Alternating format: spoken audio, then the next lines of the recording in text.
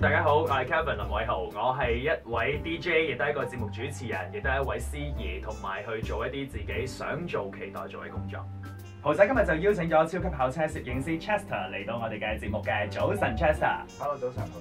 樹人嘅學生同其他院校學生最大分別咧係零舍蠢嘅，因為佢哋唔係好識得走正面，好多嘢咧都係會循序漸進，一步一步去做。但係其實有時喺呢個社會裏面，蠢係好重要嘅。如果你太識得行捷徑嘅話咧，可能好快會成功，但係到咗最後能夠行得最高最遠嘅，一定會係你啦。如果大家有心想做一個主持人啦，第一件事咬字要好清楚啦，同埋要訓練到自己出口成文嘅。